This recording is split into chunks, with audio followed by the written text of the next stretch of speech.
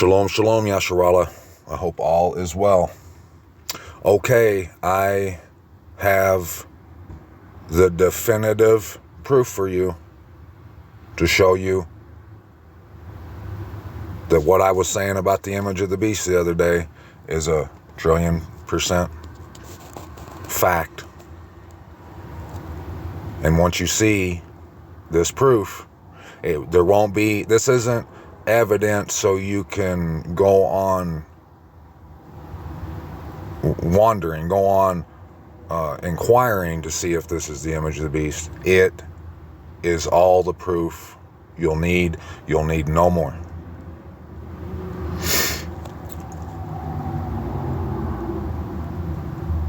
And I got a lot of it. But there's one piece that's going to it will take away all doubt, if you want to know what the image of the beast is and all those things. You know,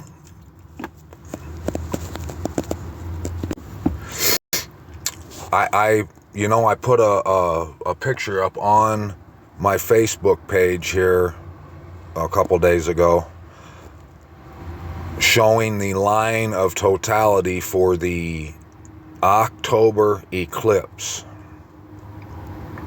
And I had no idea up until like a week or so ago about this October eclipse. If you've been with me a while, you should know that I talk about the two great American eclipses all the time. I've made quite a few videos about it. But I was completely unaware of the one that's coming up in October. And when I saw where the line of totality is, and I say line of totality because I don't know any other word to use. It's not a total eclipse of the sun. It's only 80%. But the line of that 80%, it travels right across Utah. And the date we will see it is on 10/14, October 14. You should know the significance in that date. But, and I'll show you a picture of that here in just a second. But I watched a Logic Before Authority video earlier today, and he showed this picture that you're looking at. And if you watch the video where I played a piece of the video of his from the iPet goat showing the 923 stuff, you remember in the beginning of his video he was showing all the movies that have predicted like catastrophic events or whatever happening on 923. Well, one of those movies was Little Shop of Horrors. And that's what you're looking at. That's a clip from that movie. And I think in the beginning, someone was holding this newspaper up and it said, "Unexpected total eclipse, end of the world." I'm not saying it's the end of the world, but I've found all the truth. I mean, I'll never stop growing in knowledge, but as far as what I'm about to tell you, it's a done deal for me. And it could be for you if you open your eyes and turn your ears on. In that movie, let me back this up. The reason he was showing that movie wasn't just because of the 923 date, but because of this comet that he found that's coming on 923. There's going to be, and I went and looked it up, and it's real, there's going to be a green comet that's going to go in between us and the sun, and it'll be seen on 923. And I can't remember how he did it, but he got looking at this movie because of that comment. I don't know. I can't remember exactly why that was, but he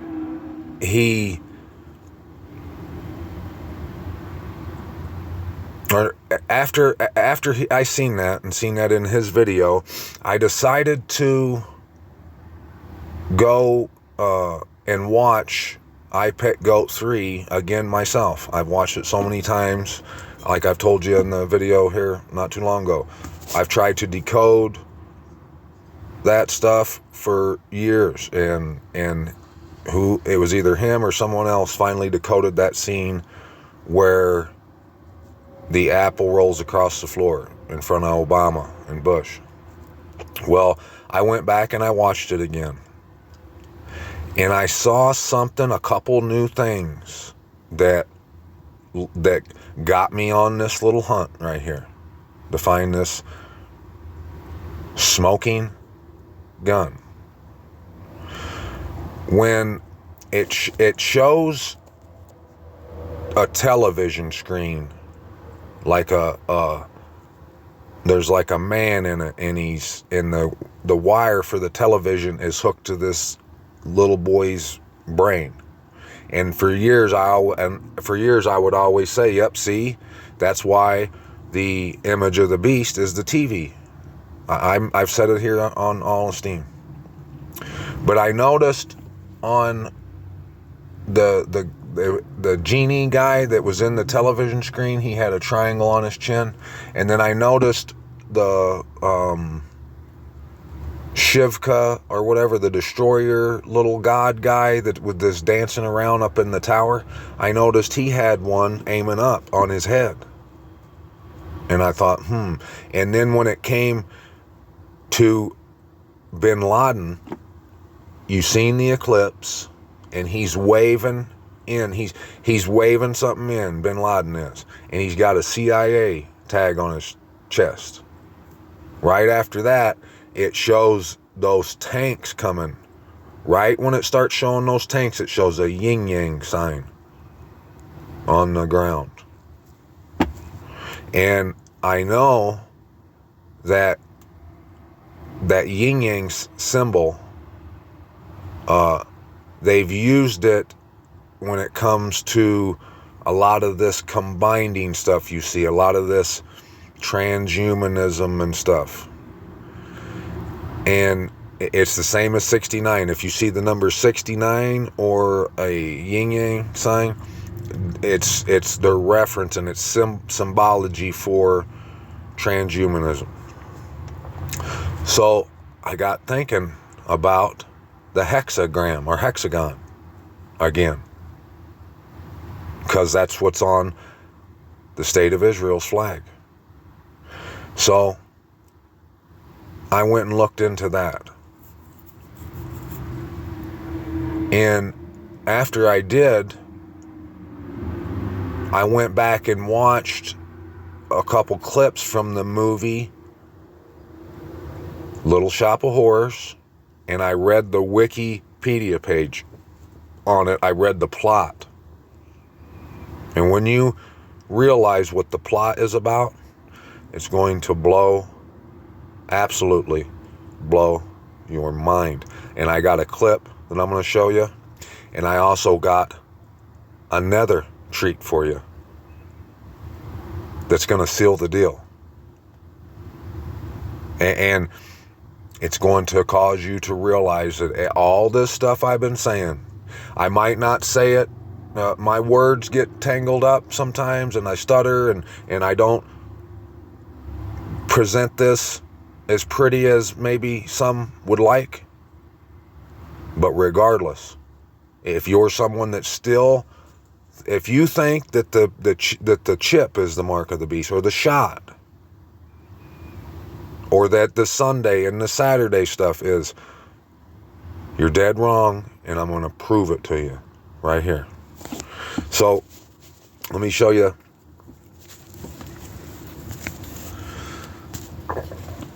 what I got here for you guys.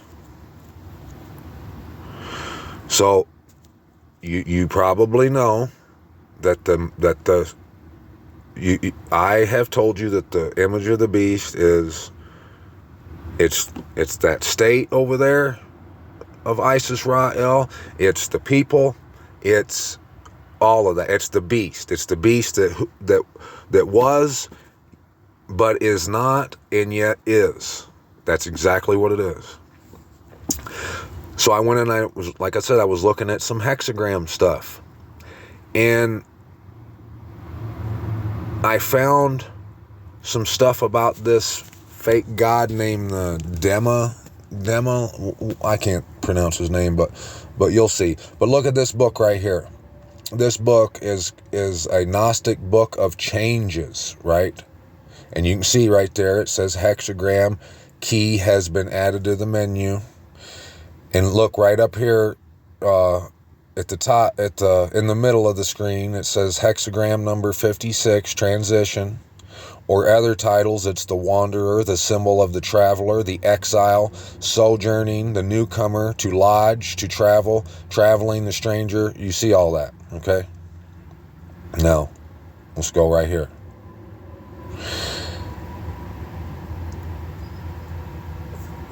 Let's start with this one back here, right here. In more specific situations, I'm reading right here so you guys know. I'm going to read this area right here first. In more specific situations, the hexagram symbolizes a transitional phase. Lines 2, 3, and 4 all depict inns or temporary resting places, commonly experienced in dreams as images of hotels or motels. The symbolism is identical. The psyche is reflecting an interim situation during a state of transition. By definition, a transition is fluid and not yet fixed depending upon the choices made. One can go in different directions. In terms of consciousness, it is obvious that the transition can be from a lower state of awareness to a higher one, or vice versa, because a transition is an opportunity for deliberate choice making. The Confucian commentary, it concludes with, "Great is the time and great is the right course to be taken under these circumstances."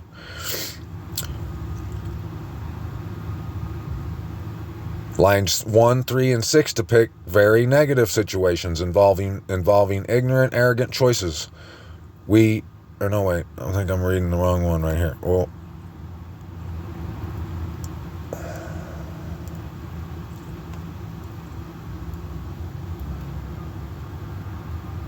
right here.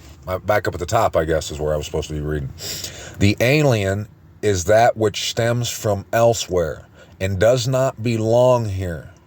The stranger who does not know the ways of the foreign land wanders about lost. If he learns its ways too well, he forgets that he is a stranger and gets lost in a different sense by succumbing to the lure of the alien world and becoming enstrained to his own origin. The recollection of his own alienness, the recognition of his place of exile for what it is the first step back. There you go. So his recognition of his place of exile for what it is the first step back. The awakened homesickness is the beginning of the return. How many of y'all know that a hexagon or a hexagram is the symbol? It symbolizes a hex. It symbolizes a lot of things, but a hex, right? So the other day, I've been telling you guys about how in Revelations I wouldn't have saw any of this had I not went and read about the measurements of the call, which is true. But if for any of you who've been around here or been with me for a long time, you might remember all the tree of the knowledge of the good and evil stuff that I've been shown. And it's all related. I've been telling you guys that that star is a symbol of the tree of the knowledge of good and evil. A hexagon or a hexagram is two triangles, one up and one down. Male and woman. It's the combining of male and women, of polar opposites. It's the same as the tree of the knowledge of good and evil, which is what those people who have that flag practice. They practice mysticism, mystery Babylon. They follow what they call the tree of life, but it's a Kabbalah tree. It's actually the tree of death. It's not the tree of life. Now this come from Aleister Crowley's satanic book right here. And you see the star right there on the right in the middle of the screen. Well, another thing that it represents is duality. Duality. You see there, them two triangles? They're a mirror image of one another. A reflection. The first video I made here like a week or so ago about this, if you notice the thumbnail, I put a reflection. There's water and there's a beautiful lady on the top, and her reflection is a beast. I was trying to get you guys to see that. But anywhere you go and you want to look up the hexagon or the hexagram, like right here, here's one article I found. The Mirage of Duality. And it's all about the hexagram, and it's about this thing right here, this demon right here. That's what he is. He does this. He's all about the reflection, the duality. And for those of you who ain't been under a rock, you should understand why you should be familiar with. You've probably heard some of this stuff before. You probably know that that's why the Freemasons' floor is white and black checkered. It's duality. You should probably know why the Baphomet holds one hand up and one hand down. The same with a lot of them pictures of Jesus. They say as above, so below. This is about consciousness, duality, reflections, mere images of one another.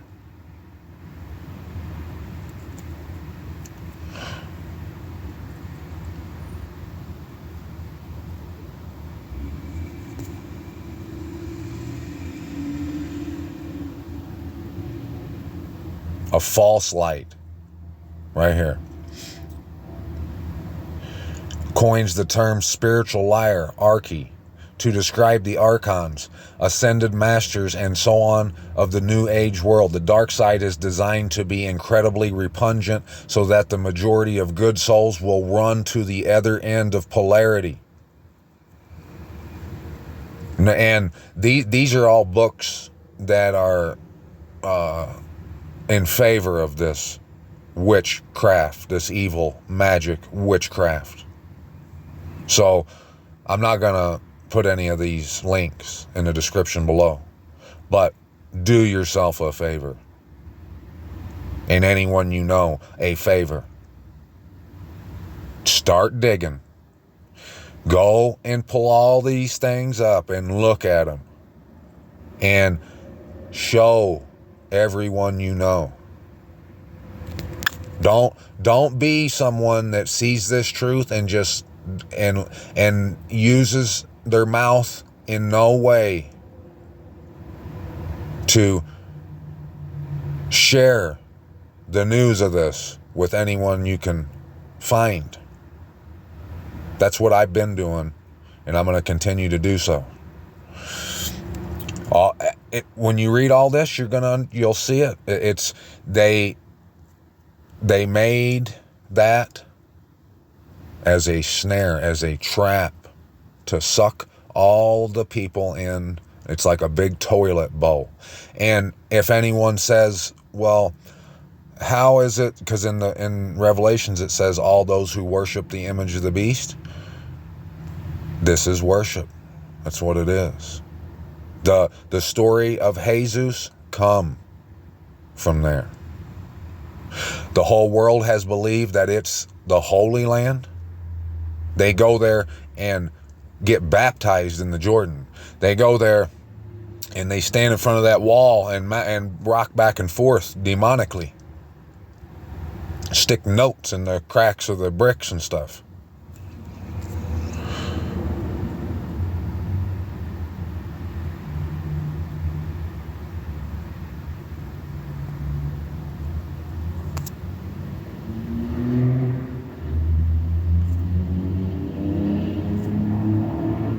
Now, let me show you, I think it's right down here, show you some Wikipedia about the hexagram, where I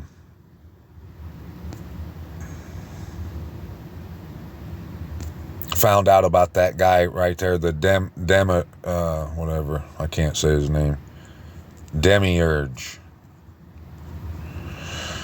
And you can see too, see, here he is. He's always in the mix too. Where are we at here? Okay. The monad emanated the demiurge or Nas consciousness from its intermittent or whatever vitality due to the monad being so abundant that it overflowed back onto itself, causing self-reflection.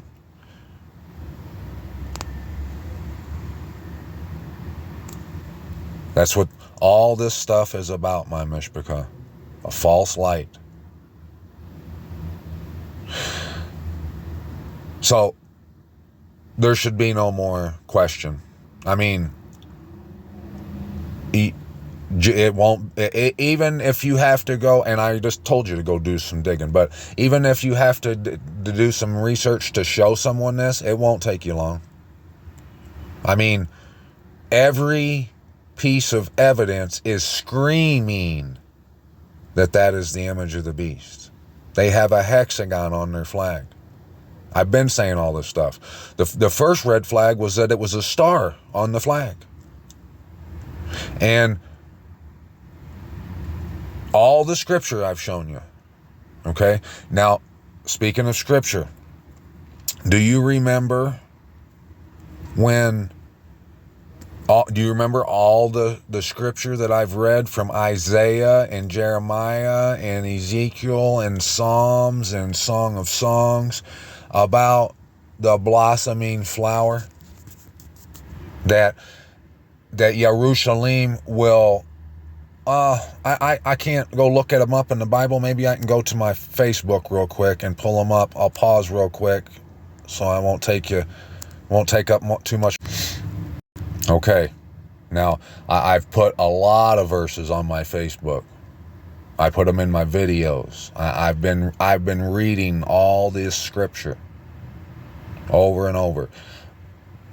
Right here, Isaiah 35, 1 and 5. Let the wilderness and the dry place be glad for them, and let the desert rejoice and blossom as the rose. Then the eyes of the blind shall be opened, and the ears of the deaf be opened. And that's just one example. There's tons of them where it says it will blossom, bloom. Okay? So now that I had to bring that back to your mind, and for some of you who might not be aware of all that I've been screaming from the mountaintops, what's going on here? I'm going to play this clip for you right here. Oh no, back that up. My bad. Let me show you a couple more pictures first of the Wikipedia of the plot for Little Shop of Horrors. And in the beginning of the movie, when the three women are singing, they're talking about this incoming, impending doom. Look, and once you, after you watch this video, and I give you all this information, if you go watch it, it's going to blow your mind. I mean, it didn't blow my mind, but what blew my mind was how come I didn't mention the duality aspect of all this before? How come I didn't go look at the hexagram? I never thought about it actually being the image. It's symbolizing the image. The image isn't a statue. It's not the flag. It's not the TV. It's the image, the reflection of Abba's people and his set apart place. It's the abomination that lays waste. So right here, where are we at? So Seymour explains he bought the plant. Or wait a second, let me go back up here. I'll just start right here. Seymour and his co-worker Audrey work at Mushnick's flower shop in New York City's rough, rundown Skid Row neighborhood, which they lament that they cannot escape. Struggling from a lack of customers, Mr. Mushnick decides to close the store, but Audrey suggests he may have more success by displaying an unusual plant that Seymour owns, immediately attracting a customer. Seymour explains he bought the plant, which he dubbed Audrey 2, from a Chinese flower shop during a solar eclipse. The reason they had to throw in it was a Chinese flower shop was so we would know now its connection to the yin-yang sign. The plant brings much business to Mushnick's shop, but soon starts to wither. Seymour accidentally pricks his finger and discovers that Audrey too needs human blood to thrive. Audrey too begins to grow rapidly, the plant, making Seymour a local celebrity. Meanwhile, Audrey suffers at the hands of her sadistic biker boyfriend, Orrin. However, she has feelings for Seymour and secretly dreams of running off with him into the suburbs, somewhere that's green. And there's so many connections. I won't get into them all. Like the dentist, because the most in his word, he says, your fathers ate sour grapes and now your children's teeth were blunted. Believe it or not, they actually, they hit on all cylinders here on this movie. But what I really want you to look at before we go watch that right here, before we go watch that, and in one part, I don't know where it is, when he says when he was at the Chinese store, when the solar eclipse happened, he said he walked by the Chinese store, the solar eclipse happened, then he turned around and the flower was there.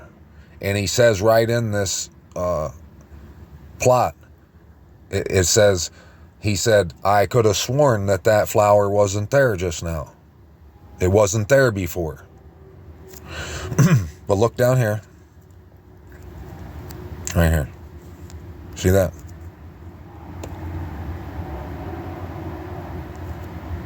The meek shall inherit.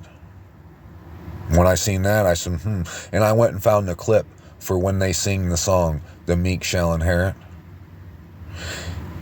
And it'll bring it all home. I mean, you should already know by just me showing you that image stuff back there that's what this is. But, and the hexagon stuff. But what you might not be able to see is the money part of it, where it says you can't buy or sell.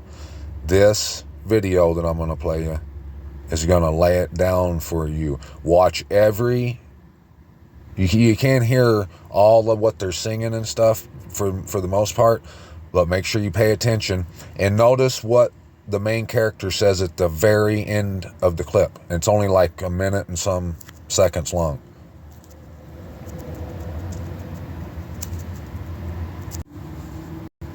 Pardon me, it's 3 minutes and 30 seconds long. Check it out.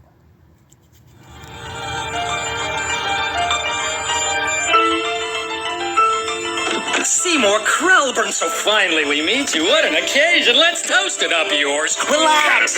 Cigarette. Let's talk turkey. Sign here and we'll book you on lecturing tours. Yes, darling. We're sending photographers Thursday, so get the plant ready and wear a clean shirt. Just sign this release. Peter Pan. Aren't you thrilled? It's the cover of Life magazine. Dessert. I'm telling you, son, it's a cinch to get ratings. The title is Marvin's. The concept is mine. The first weekly gardening show on a network. And you're gonna host it, you lucky kid. Sign.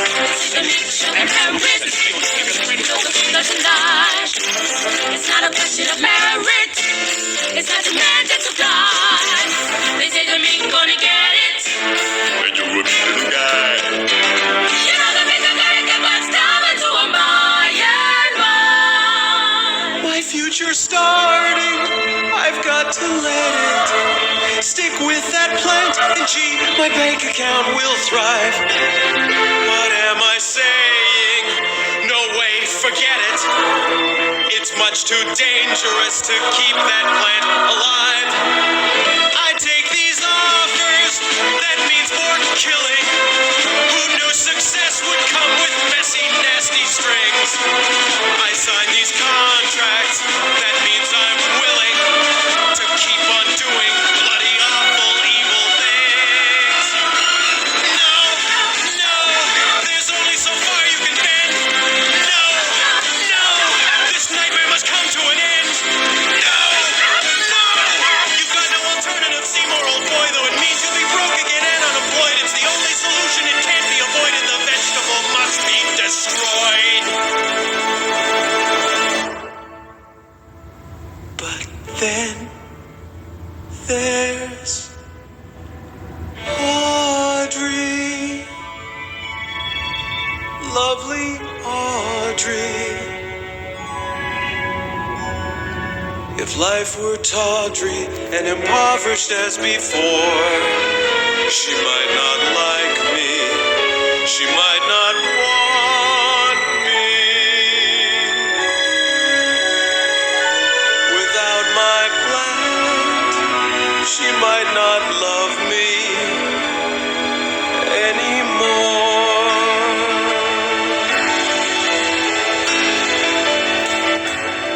They say the meek shall inherit. Where do I sign? Does it lie? It's not a question of merit. It's not demand and supply. You make a fortune, we swear it. If on this fact you rely, bye-bye, so long. Then all the bigger gonna get what's coming. Then all the bigger gonna get what's coming.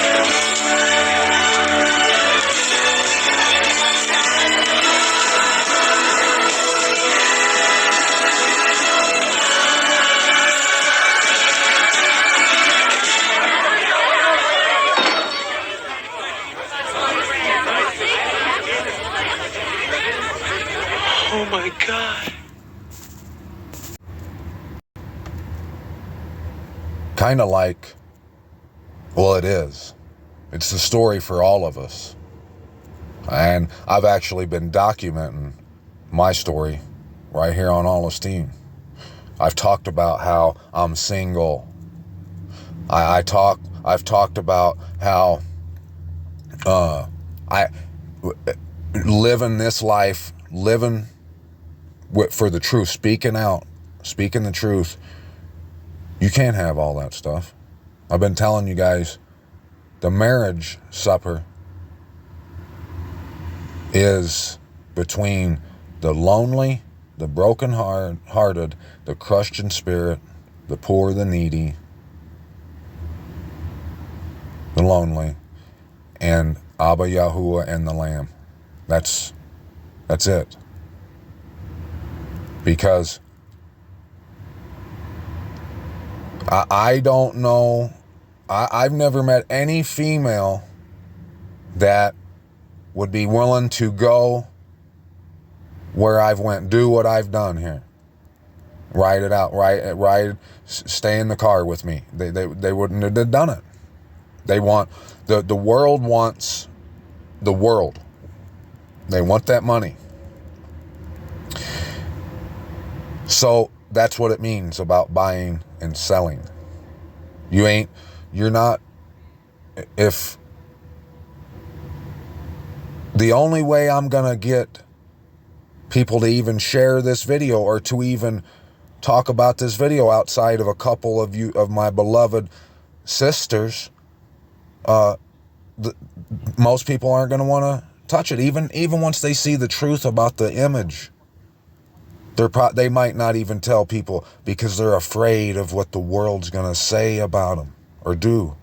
They're afraid of how it's going to affect their social status, their pocketbook, their bank account. You can't, if you have mortgage payments and truck notes and car notes and stuff, you can't just follow the Lamb wherever he leads you. It's impossible, basically. You've seen what he told the rich man. Just think about it for a minute. How hard would it be for someone to be able to just follow the Lamb wherever he leads you and still pay all your bills and keep your wife or husband happy, do all these things? It's next to impossible. I'm sure it's possible because all things are possible with Abba, but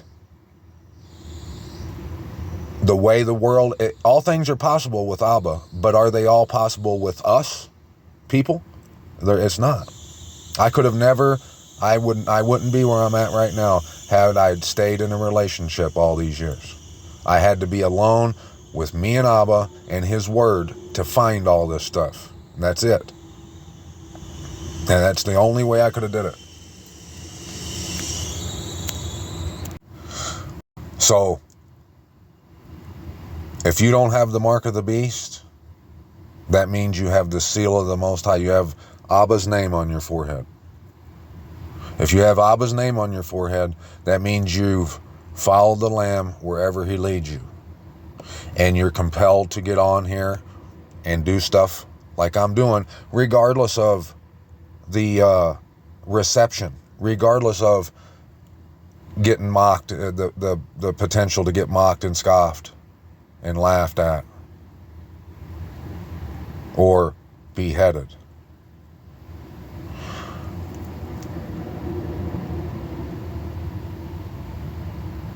That's why at the end of that movie, the end of that clip right there, he looked up at the flower and said, "My God." It's all they don't, you know, they make them movies intentionally. That's why it's called Little Shop of Horrors. It would be the same thing if you said Little House of Death or Imposter, basically.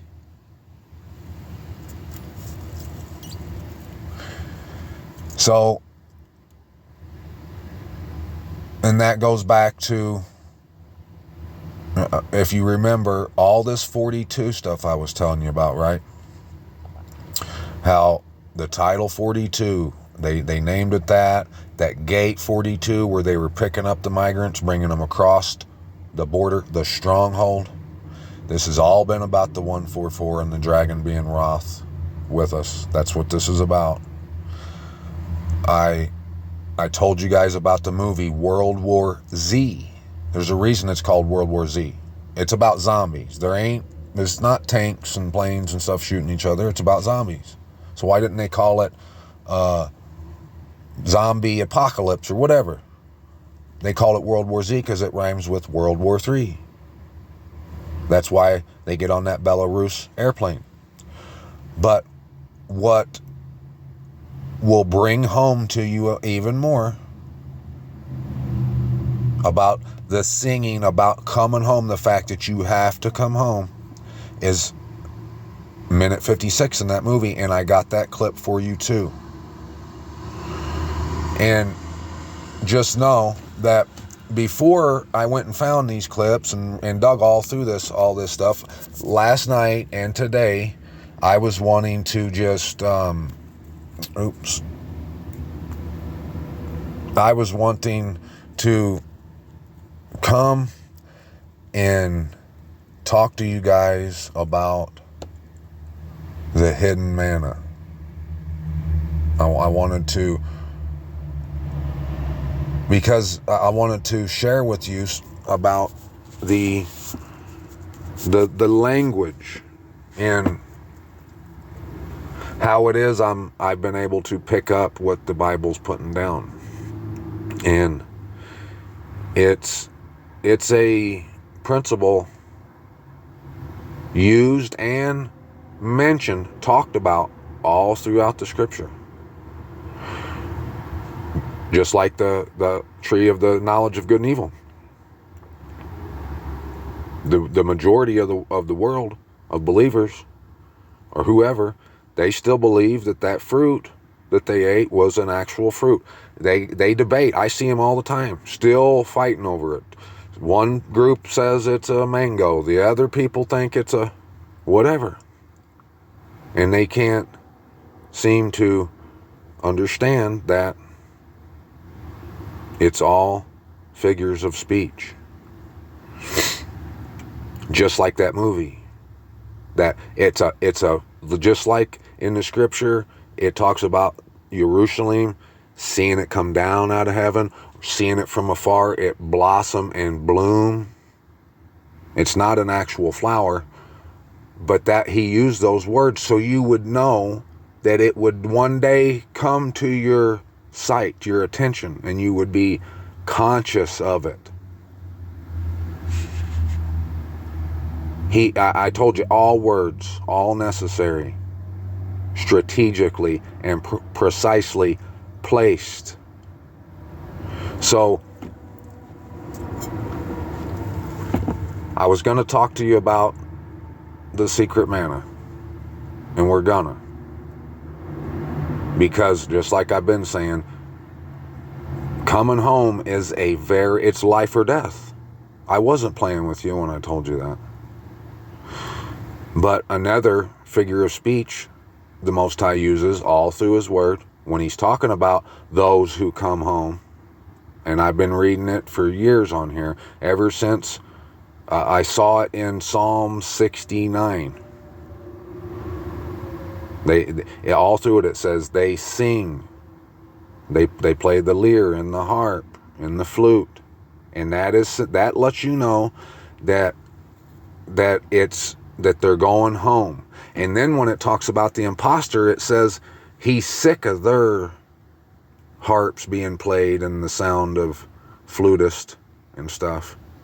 That lets you know that there's an imposter, that there's another place that's putting on the facade that they are the set apart place.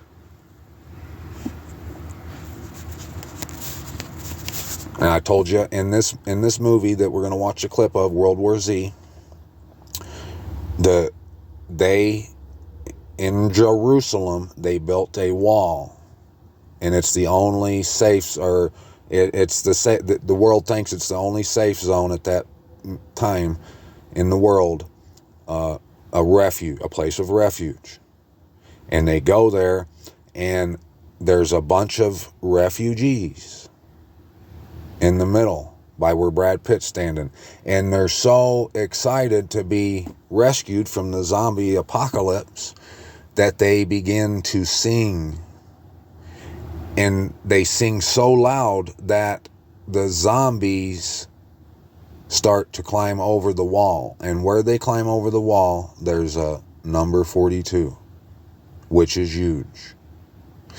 And just like the star is it's a reflection of two triangles, of male and female, of good and evil, of the bad, false, counterfeit Jerusalem and the real Jerusalem.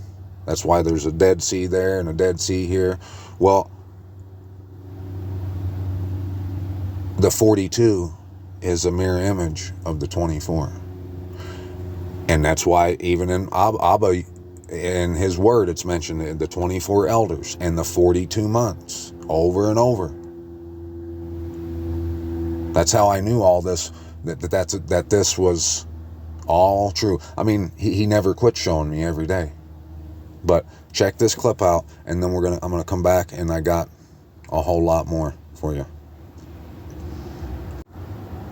Now, the audio might be a little loud, so you might need to turn the volume down. But notice what the guy says to Brad Pitt right before they see the 42. And notice the time right there, how long this clip is. 1 minute and 44 seconds. Check it out.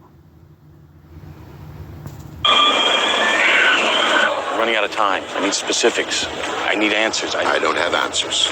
All you can do is find a way to hide.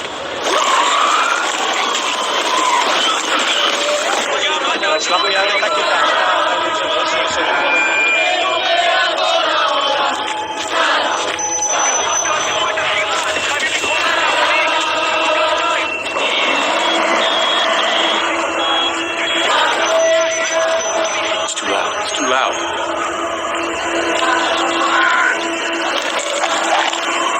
Coming over the top!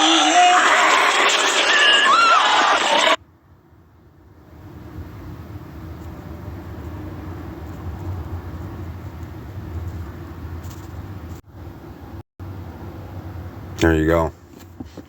Now, that guy said, he said, I don't have the specifics. All I can tell you is to find somewhere to hide.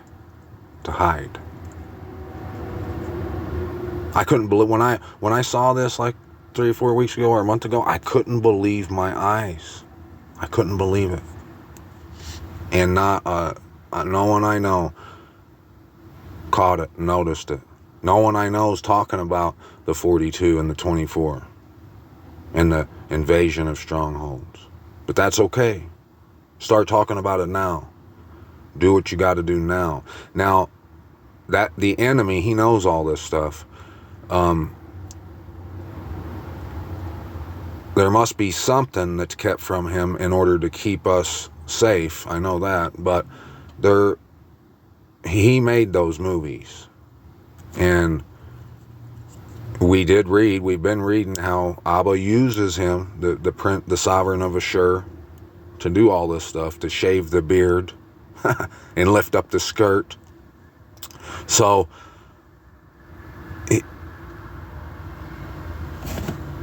it being in Jerusalem, they couldn't tell you that it was in, because the world don't know about the real Jerusalem, so they had to put it in Jerusalem. So that's how I caught it. And don't let it scare you one bit about singing. That clip, that movie shows that because they were singing too loud, that caught the zombies' attention. The scripture says we sing all the way home. We sing all the way to the bank, baby. Don't you forget it. But you got to go to the bank. And I know that for those of you who are in relationships and you're married and you got jobs and whatever's going on, your children are in school and whatever the case may be, I pray for you guys. I know it's hard. I know it was hard for me, and I'm not in a relationship I don't have a wife, but I do have children. So it was hard. It wasn't like it was just a cakewalk. What it was I had to walk my faith out. My childlike faith I had to put into action. Now, the only question is well, where is Jerusalem? And I've been telling you that. The Bible has told us, and so much more. I've given you so much history on here, and documents and everything to show you that this is where it is. And when I saw it with my own eyes, I knew. I've seen the proof with my own eyes. I've touched it. It's the only escape. When you read, if you think that you're a member of that you're 144, that you're going to be in the wedding supper, or that you're going to make it to wherever you think you're going to make it, if that's the case, you have to be looking for this. When you hear someone like me sharing the message with you, You have to do your own due diligence. That's why I always say that. You have to put the work in. You can't stay on your couch, on the bench, and warm it. This here event that we're in the middle of and that we're going through, this is for the players of this whole scenario. You don't get to just sit back and watch it from the sidelines and expect to be rewarded. You don't get a trophy for spectating at home.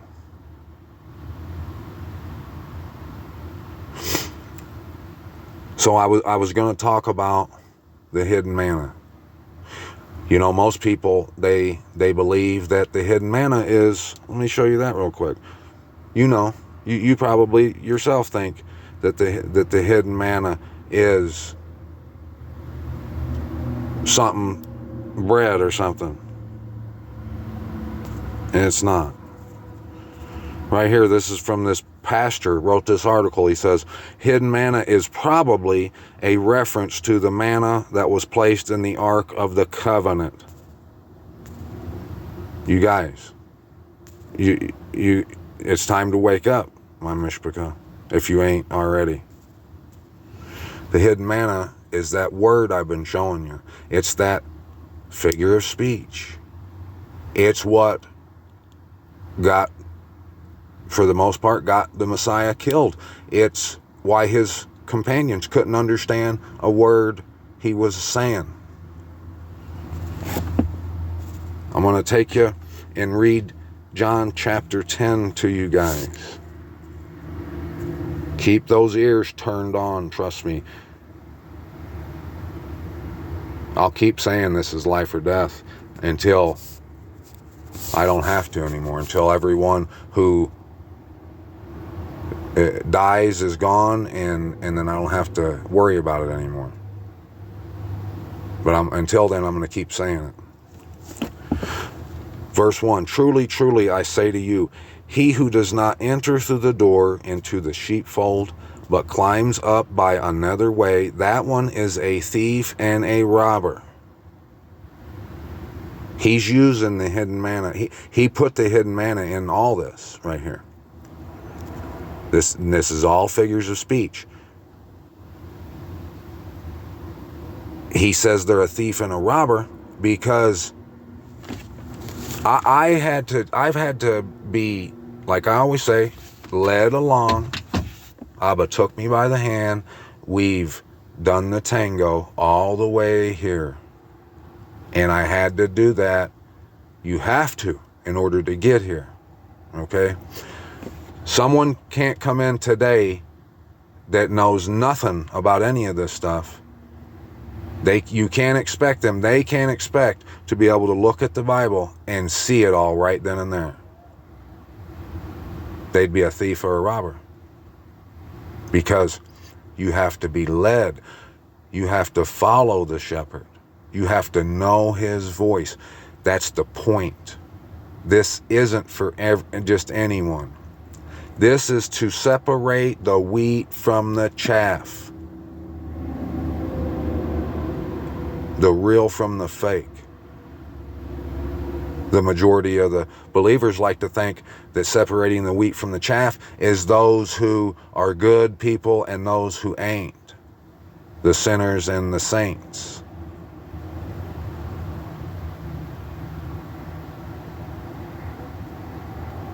What it is those who actually take up their stake every day. Those who follow the Messiah. But he who enters through the door is the shepherd of the sheep.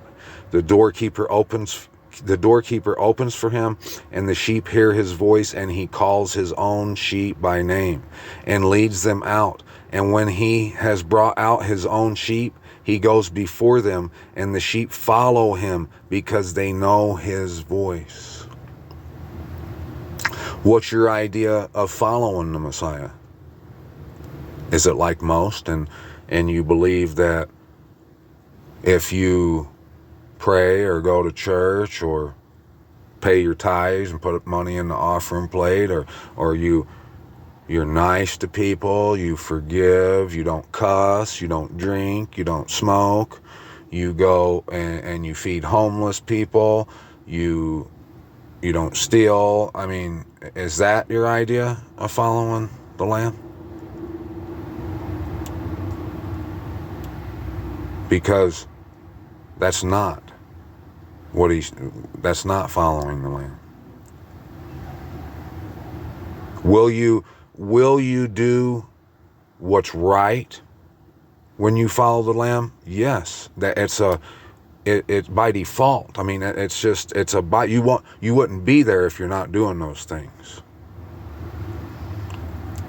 But can you do all those things and then just barely read the word and be able to make it to deliverance, it says right there, says, we'll get to that. When I told you this is life or death, this is life or death. The sheep follow him because they know his voice, and they shall by no means follow a stranger, but shall flee from him, because they do not know the voice of strangers. Yahusha used this figure of speech, but they did not know what he had been saying to them. Yahusha therefore said to them again he did.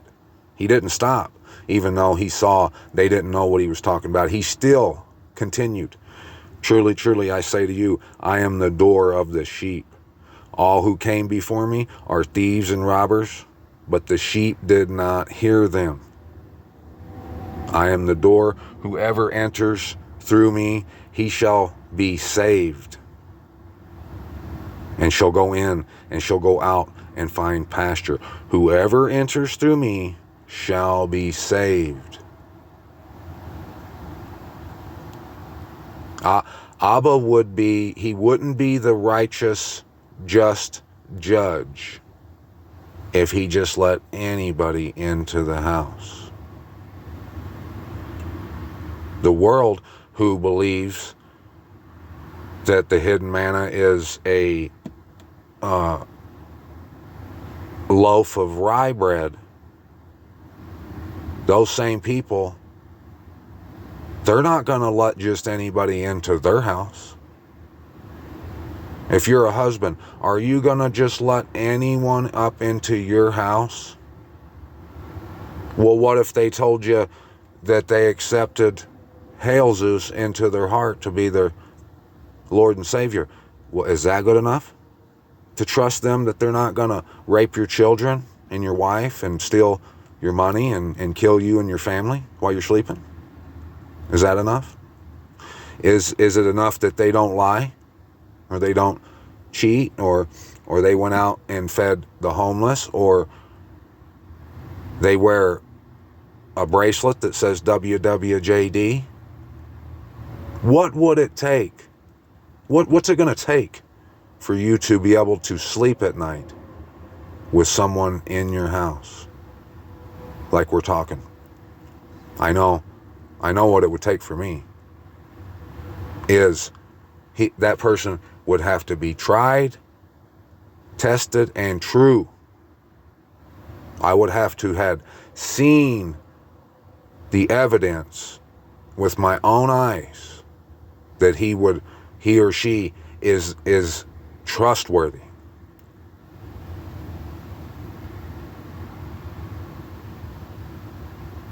If I'm the king of the house, the sovereign of the house, they're going to have to follow my lead. They're going to have to know some things. And guess what? What we're talking about right now, we're talking about all that plus finding the house. That's part of that trial yes, you have to be trustworthy. Yes, you have to be the type of person that ain't a robber or a thief. But how bad do you want it? Because you might not be a thief or a robber, but If I just give it to you right now, you might not want it. You might not, and you might change your mind someday. And then we'll have a problem then and down the road. See, Abba, he thinks of everything. He knows all the right moves.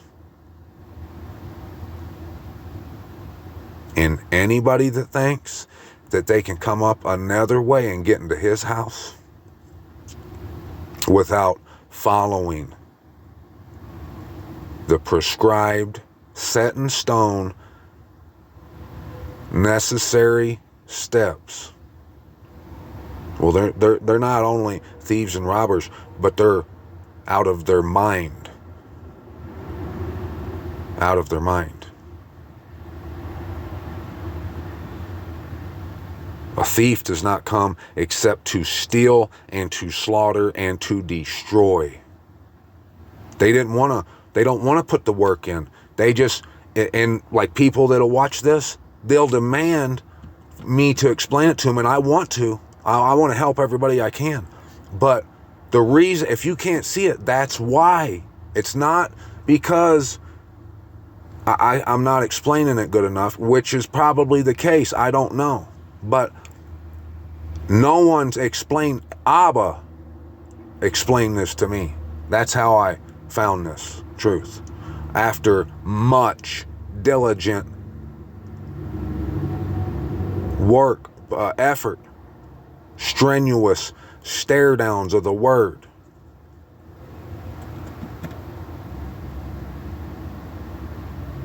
I go 5, 6 hours, 8 hours sometimes at night after, if I'm not working, just staring at it straight. And if I'm not, I look at it throughout the day, all day. Anytime I stop, I'm pulling my phone out and I'm reading. I couldn't have did that having a wife. I wouldn't have wanted to.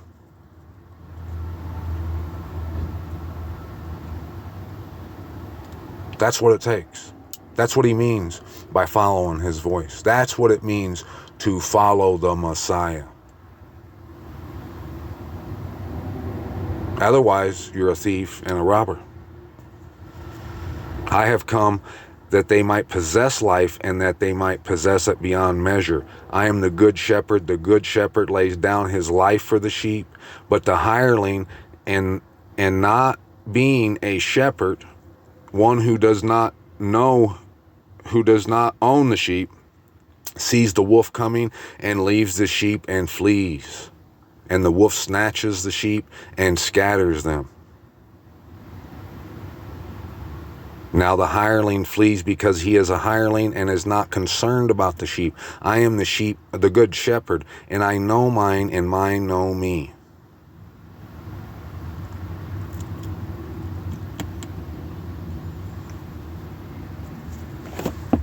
Now, I want to show you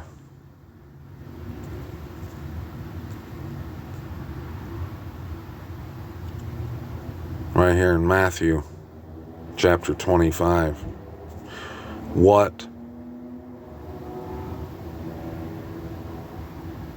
that looks like when you don't follow him versus when you do. We know right here at the top is the story of the 10 virgins. I've been talking about that. We know that story. What a lot of people don't consider is even the 5 foolish virgins, they had lamps. That means they had the Torah. They're people who will tell you got to keep the Torah. But there was no oil. There was no desire to follow, to obey not just obey the Torah, but do the 2-step with it. The tango. But right down here,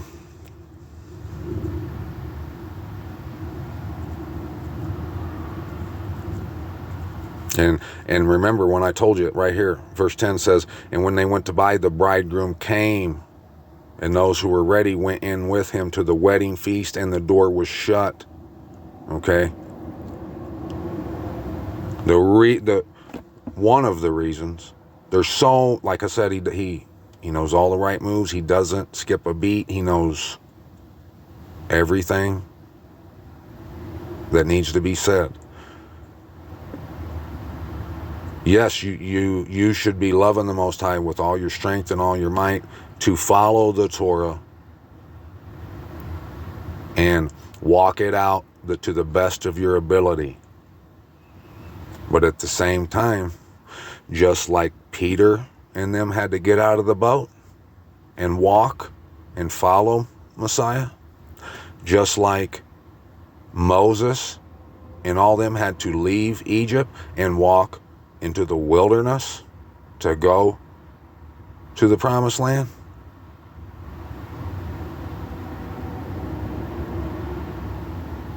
Just like David had to fight Goliath, you are going to have to take and put one foot in front of the other if you want to live. Because being how you are living in the time you are in right now. You can't expect Abba to let you in his house just because you say you belong there and you want to live there. It doesn't work like that. The bridegroom, this is him. This is the time to come out and meet him right now. That's why I'm here. But right down here, watch therefore, because you do not know the day nor the hour in which the Son of Adam is coming. For it is like a man going from home, who called his own servants and delivered his possessions to them. And to one he gave 5 talents, and to another 2, and to another 1, and to each according to his own ability, and went from home. And he who had received the 5 talents went and worked with them, and made another 5 talents, the same 2. And the one who had 1, he went away and dug in the ground, and hid the silver of his master. After a long time, the master of those servants came and settled accounts with them. And he who had received 5 talents came, brought 5 other talents, saying, Master, you delivered me 5 talents. See, I have gained more 5 talents besides these. And his master said to him, Well done, good and trustworthy servant. You were trustworthy over a little. I shall set you over much. Enter into the joy of your master. To the 2, basically the same thing. You gained 2. And he said, You good and trustworthy. Well done. To the 1 who received only 1, he told the master, I knew you to be a hard man, reaping where you have not sown and gathering where you have not scattered. Pay attention, Mishpachah. And being afraid, I went and hid your talent in the ground. See, you have what is yours. And his master answering said to him, You wicked and lazy servant. Now, make sure you make a extra big mental note that in this, with everything, but right now, he's letting you know that lazy and wicked will be added, that they'll be equal. They are equal. Wicked and lazy servant, you know that I reap where I have not sown and gather where I have not scattered seed. Then you should have put my silver in with the bankers, and at my coming I would have received back my own with interest. Now, therefore, take away the talent from him and give it to him who possesses 10 talents. For to everyone who possesses, more shall be given, and he shall have overflowingly. But from him who does not possess, even what he possesses shall be taken away. And throw the worthless servant out into the outer darkness. There shall be weeping and gnashing of teeth. Now, most people, they believe that's what I was talking about earlier. They believe that they're a wise servant like the one with the 5 and the 2 talents, as long as they say their prayers, or they go to church, or they do good, they put money in the tithe, they wrote books, they own churches, they got a massive following. That's their idea of what he just talked about. It's not, Mishpika. I know that that's probably going to be your rebuttal. But the Messiah is the Word. We've been reading. He's the door. He's the shepherd. His sheep know his voice. If we know his voice, we follow it wherever he leads us. To the house. He has the key of David, Daoud. If we don't follow him to the house, and we believe that we're getting raptured, or maybe we're someone that knows that's straight up BS, and we believe that it's just going to be all over soon, and all you got to do is just keep doing what you're doing. No, that's that one who dug in the ground and hid his talent and didn't do nothing, was wicked and lazy. No, you have to leave. You have to come to the set apart dwelling, the set apart place. It's all through the scripture. And I know it is because I've been reading it. I've been putting it on here, right here. You may have witnessed me doing it over and over, reading to you scripture where it says that that's the case. That you have to set your heart on Jerusalem. Let it come to your heart. Return, rejoice, sing, get on the highway.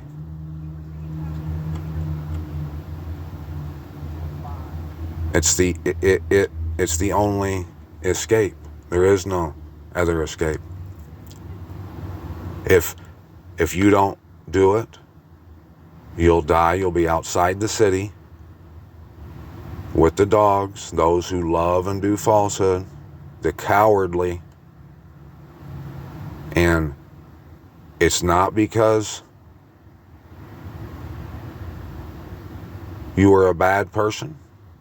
You might feel that you're a good person, but you're not a trustworthy person if you don't get on the highway. You're not someone following the Messiah, the Lamb, the truth, the way, and the life. If you don't get on the highway, pick up your stake and follow him. Where did Messiah go? He went to Jerusalem, didn't he?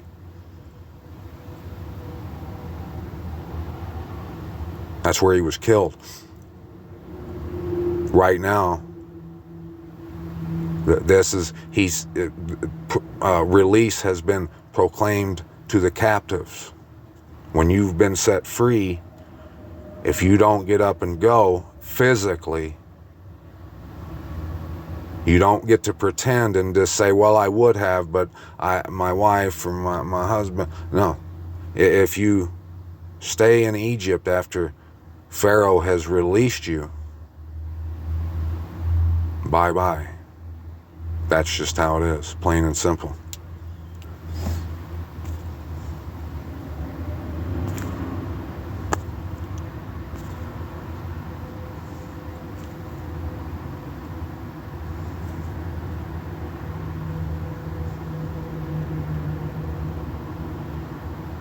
He who has an ear, let him hear what the Spirit says to the assemblies. To him who overcomes, I shall give some of the hidden manna to eat, and shall give him a white stone, and on the stone a renewed name written, which no one knows except him who receives it. What if you've read that before in the past? What's your thoughts on that? That your trophy, if you're a good boy or a good girl, you get this little stone with a name written on it. Like them games that the kids play where they leave a rock here and there. What's it called? Rock find or something? Is that kind of how you envision that going down? No, that stone, that's symbolic. It represents your place in the set-apart place in the kingdom. Just like Messiah's, he's the chief cornerstone. That's why the names are written on the walls and on the foundations. Mishpachah. I've been telling you, the two prophets or the two witnesses, their narrative, what they are talking about, and it's proven. It's not hard to find the truth because there's nothing else in there that it says they're talking about besides returning, what I'm talking about right now, returning home. The 144, they are those who are standing on Mount Zion. They come home. They're maidens, not because they've been castrated like most people think. They're eunuchs. They're not. They're maidens because they're not married to anything. They're engaged. They are the bride who's prepared herself.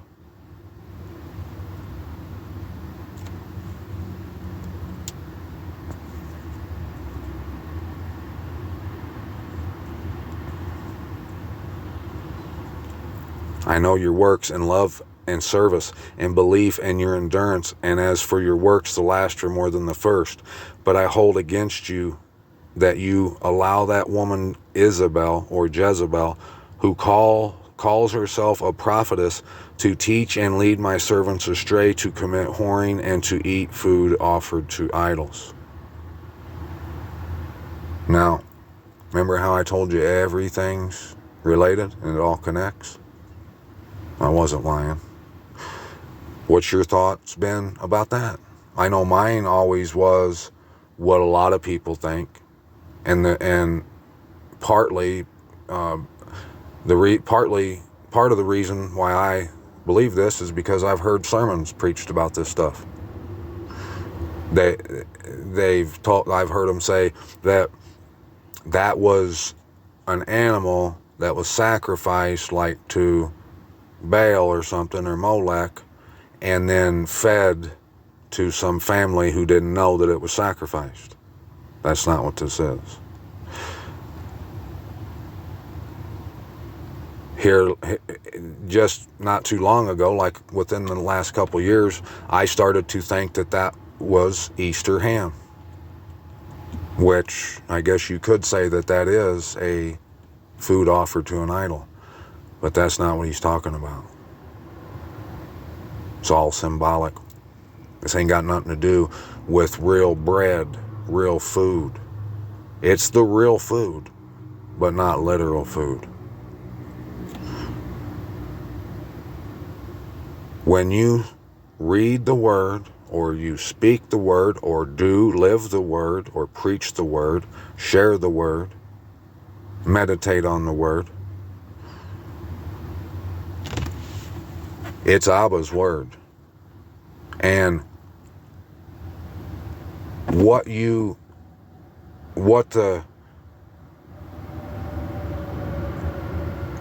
word produces will be glory, reverence, and esteem for Abba Yahuwah. It'll be to further his kingdom. It will be to testify about him or witness about him, or it's going to do all those things to idols. There's no three ways about it. You're either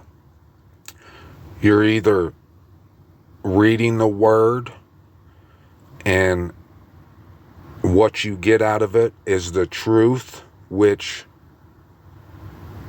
will lead to giving all esteem to Abba Yahuwah, or you're going to read it And you're either blind or someone who's blind or leading you astray will lead you astray, and you will, that word, whatever you do, whatever action you take, it will be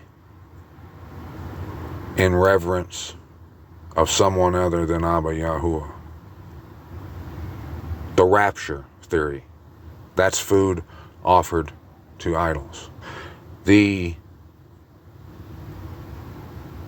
theory that the Messiah and the Father are the same person, that's food offered to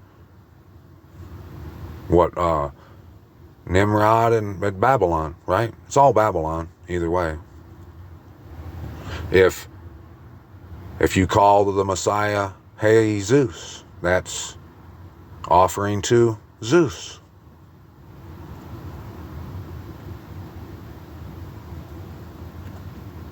If it was just you eating a piece of food, because look, this is reality. This is the reason you need to bow your knee to the Messiah and follow him wherever he leads you. Because the truth, which is who he is what the word is. It's the truth. The truth will always have you doing what's right. The truth, actually following it. And anything else is following the world. And that's what Babylon, Mystery Babylon, has done to the world. She's caused the whole world to whore and fornicate. And the beast she rides on is the beast that has her symbol on their flag. It's the one that teaches everything about Babylon. And it's branched out throughout the world, and it's caused the whole world to whore after her.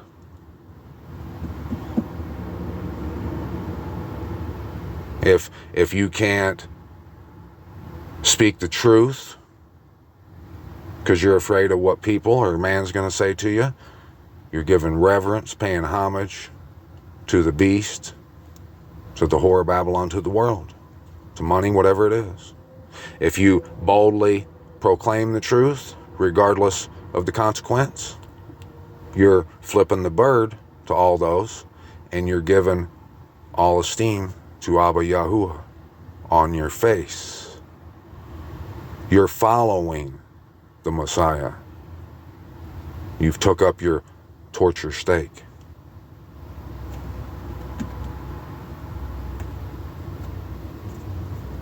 Most people think when they think about all knees will bow, they probably picture everybody standing like in a field in front of Messiah, bowing down to on the ground.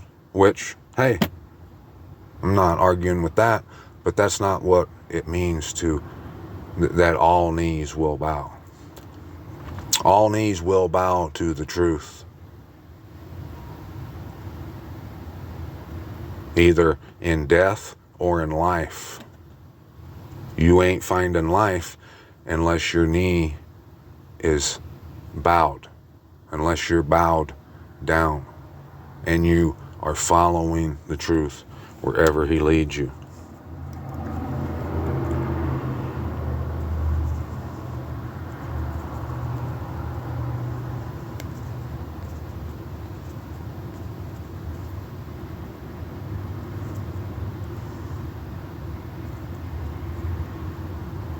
Now, you should know all the truth and all that I just told you. Food offered to idols. But one last thing I want to tell you before I let you go. I've been telling you, and I've read that here on All Esteem, that the sons of Babylon, Jesus, all those things, they create a wall in between you and the Most High. He says it all over and over again in his word. I'll show you that real quick. And That's part of those necessary steps. You don't get to come into Abba's house. He already told you that if you have anything to do with those sons of the Chaldeans, of the Kasdim, of Babylon, it's a wall in between you and him. He ain't hearing you. He ain't don't want nothing to do with you. You have to put that down, and you have to actually walk the walk and dance the dance if you want to come. Otherwise, you're just he's no dummy. But was it 43 or 44? Might have been 43. Yeah. Well, one of those steps that you have to take is you have to put those things down. I know that if I wouldn't have denounced the name Jesus and all that he's about, I wouldn't have been able to come into this truth. There's no way. Right here. It says, when they place their threshold by my threshold, and their doorstep by my doorstep, with a wall between them and me. And then in other places in this book, it tells you what that wall is. It says they had the sons of the Kasdim inscribed on it. They defiled my set-apart name by the abominations which they have done, so I consume them in my displeasure. You have to put it down. Now, right here, I've been telling you about the design. Son of man, explain the house to the house of Yasharal. And when they are ashamed of their crookednesses, they shall measure the measurements. And since they shall be ashamed of all that they did, make known to them the design of the house and its structure and its exits and its entrances, its entire design and all its laws, and all its forms and all its Torah. And write it down before their eyes, so that they observe its entire design and all its laws, and they shall do them. Do them. If you put down those matters today, you have to prove yourself. You have to become trusted. He's not just going to let you in tomorrow. He's no dummy. This is the Torah of the house. Upon the mountaintop, all the boundary of it, all around, is most set apart. See. Open your eyes. See. This is the Torah of the house. The Torah is his wall. In order to come inside, if you ain't acknowledging the Torah, you ain't coming in. And one rule, one instruction from the Most High that's in that Torah, and it's huge, it's a must-do, and most people won't acknowledge this either. You're probably going to have a hard time swallowing this pill when I tell you. And I've told it before plenty of times. Over and over again in his word, he says, do not eat the blood with the meat. In the dietary instructions, when he tells us what kind of food we can eat and what we can't, the world thinks that as long as you cook your steak well done and it's not pink in the middle, that there's no blood in there. The Most High, who knows everything, who created all these things, tells you that the only way to get the blood out is to boil, seethen, or sodden your meat, and then dump the blood out like water, because it looks like water, onto the ground. Do not eat the blood with the meat. It is the life of the animal.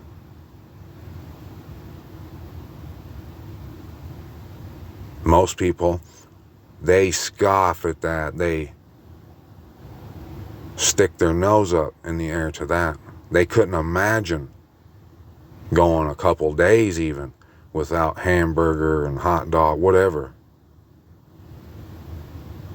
I used to be the same way, and I realized that I was a savage. I was being a monster to do that.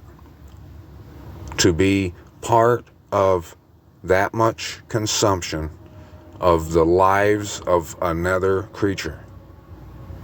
The blood is his. The life of that animal is in that blood. Abba put that there. It's his property. We don't get to just gobble through whatever we want. He gave us fruit, the fruit of the earth, to gobble if we wanted to, that grows every year. No blood has to be shed. No slaughtering of nothing. And you don't have to salt it and cook it in order to get it gagged down you.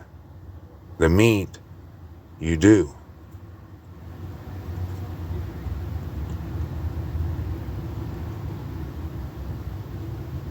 The world is going bye-bye. I can tell you that right now. But that's one thing that you're going to have to do if you want in his house. You gotta take and he says that all through his word. He said, when I return, they'll have meat stuck between their teeth.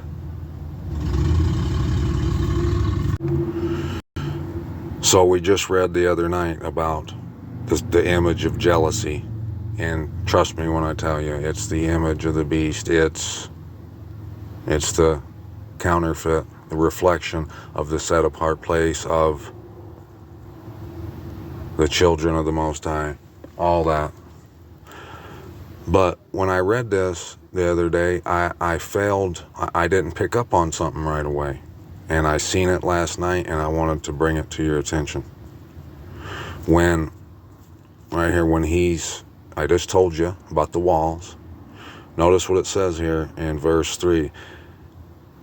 He brought me in visions of the Most High to Jerusalem, to the door of the north gate of the inner court, where the seat of the image of jealousy was, which causes jealousy. This isn't literal.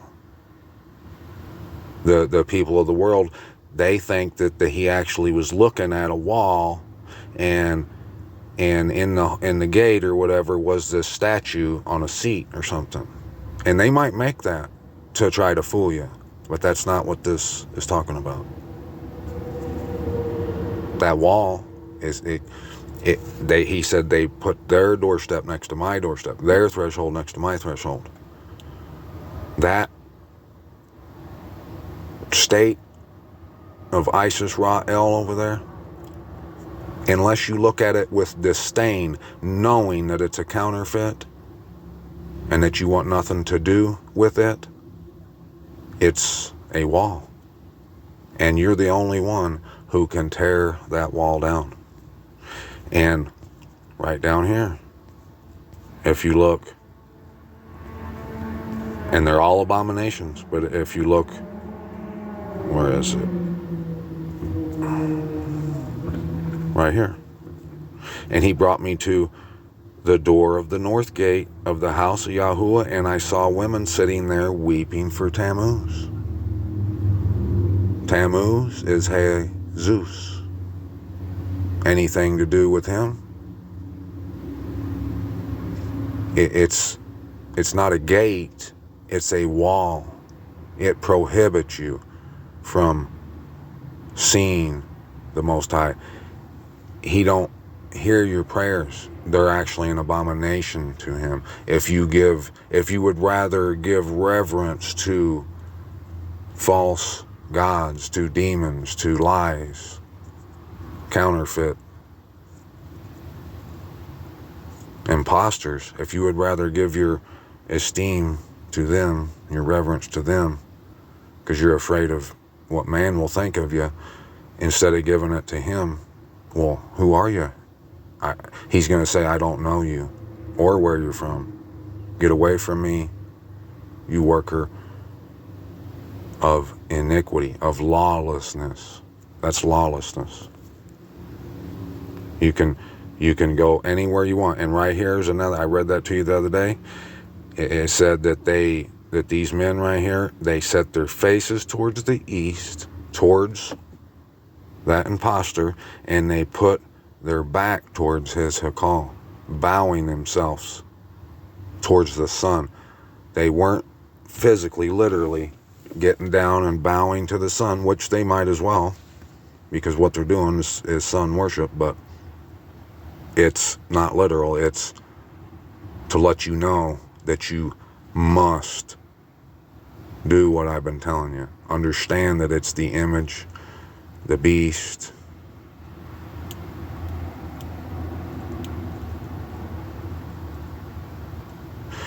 And if you do follow the Messiah wherever he leads you, you'll come to that truth. You'll come out of it.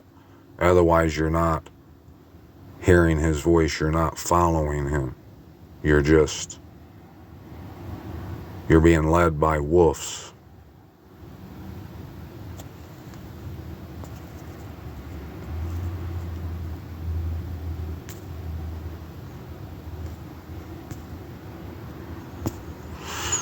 So here is the path of this unexpected eclipse that I really find it strange that I never heard about this. And all that stuff that I researched about the two eclipses and all the reading that I've done regarding everything, all the videos I made, you would have thought I would have heard about this one, but I didn't.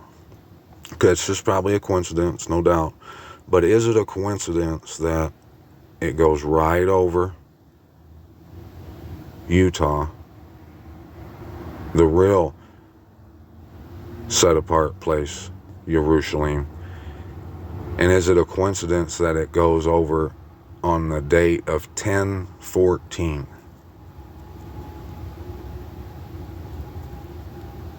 Which is why I even went and looked at it. Because when I heard that it landed on that date, I went, better go look at that. And I did. And where it comes in, it comes from the northwest and it goes down. Where it comes in is right over the face. Some of you new subscribers or listeners might not know what I'm talking about when I mention the face. Well, remember I told you that my son had the dream, and in the beginning of his dream, we were standing looking at a mountain, looking at a stone face on the side of a mountain? Well, I'm pretty sure that what I'm about to show you is why he dreamed that, because about a week later, I was looking at Google Maps and I saw it. And I've looked at maps my whole life and never seen this face. I've had so many people say they lived there and they never realized it was there. And it's pretty hard to miss. Right there.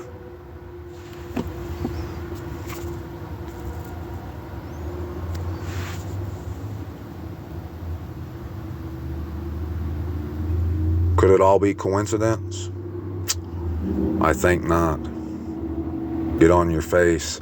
Give all praise, all honor, all glory, all esteem to Abba Yahuwah, the Most High, our wonderful Creator. Now, while you have the opportunity to.